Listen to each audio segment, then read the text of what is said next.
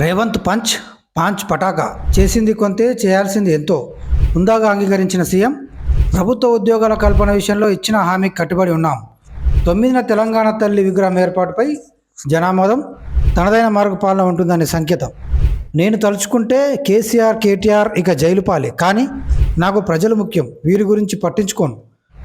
సిద్దిపేట వేదికగా తన భవిష్యత్ కార్యాచరణ ప్రకటించిన సీఎం రేవంత్ స్పీచ్లో ఉందాతనం, పాత వాసనలు, భాషణలకు దూషణలకు దూరం. ఏడాది తర్వాత సీఎంగా రేవంత్ హుందాగా సిద్దిపేట బహిరంగ సభలో తన విశ్వరూపాన్ని చూపాడు. మారిన మనిషిగా మాట్లాడాడు. ప్రాక్టికల్గా ప్రసంగించి పబ్లిక్ను ఆకట్టుకున్నాడు.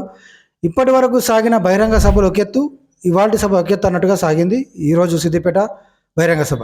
ముఖ్యంగా 5 ముఖ్యమైన అంశాలపై రేవంత్ మాట్లాడాడు. పబ్లిక్ ఏం కోరుకుంటున్నారో, తను ఏం చేయాలనుకుంటున్నాడో వివరించాడు. ఇక విమర్శలు, తిట్లు, ఆరోపణల జోలికి పెద్దగా పోననే విధంగా ఆయన ప్రసంగం కొనసాగింది.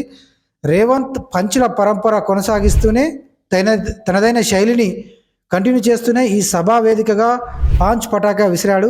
చేసింది కొంతే అని ఒప్పుకున్నాడు, చేయాల్సింది ఇంకెంతో అని హుందాగా అంగీకరించాడు. ఇక తన పని అదేనని ప్రజలకు విశ్వాసం కలిగించేలా మాట్లాడాడు.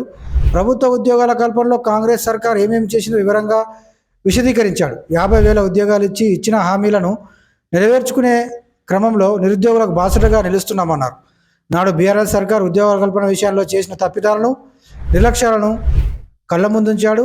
ఒకరేమో 10 ఏళ్ళు పాలించి ఫామ్ హౌస్కు పరిమితం కాగా 11 ఏళ్ళు పాలిస్తున్న మోడీ రైతులకు సంబంధించి నల్ల చట్టాలు తెచ్చి చెంపలేసుకున్నాడని, ఇప్పుడు వీరిద్దరూ రైతుల గురించి శుద్ధపూస మాటలు మాట్లాడుతున్నారని ఘాటుగా విమర్శించారు.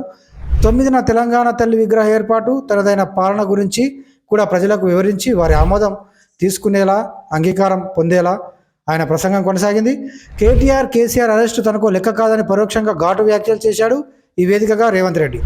వీరి అరెస్టు తనకు ముఖ్యం కాదని, ప్రజాపాలన తనకు ముఖ్యమన్నారు. వీరి వైపు దృష్టి పెడితే వీళ్ళిక ఉండరని అంటూనే, తనకు అది ముఖ్యం కాదని, దానివల్ల ప్రజలకు నష్టం జరుగుతుందని, కాబట్టి అడ్మినిస్ట్రేషన్, ప్రజాపాలన మీద ఇప్పుడు దృష్టి పెడుతున్నామని చెప్పుకొచ్చిన ఆయన, వీరిపై టైం కేటాయిస్తే ప్రజలకు నష్టం జరుగుతుందని, అందుకే వారిని వదిలేశారని అన్నారు. అంటే దీన్ని బట్టి చూస్తుంటే ఇక కేసీఆర్ కేసులు, కేటీఆర్ అరెస్టులు ఉండకపోవచ్చని అర్థమవుతుంది. మొత్తానికి ఏడాది తర్వాత సిద్దిపేటలో జరిగిన బహిరంగ సభ, తెలంగాణ సీఎం చేసిన స్పీచ్ కొంత డిఫరెంట్గా, హుందాతనంగా తను చేయదలుచుకున్న 4 ఏళ్లలో ఇంకా చేయదలుచుకున్న కార్యక్రమాల పట్ల ఒక కనువిప్పు కలిగిన విధంగా జనం నాటి తెలిసిన నేతగా మాట్లాడిన తీరుని మనకు పట్టిస్తోంది.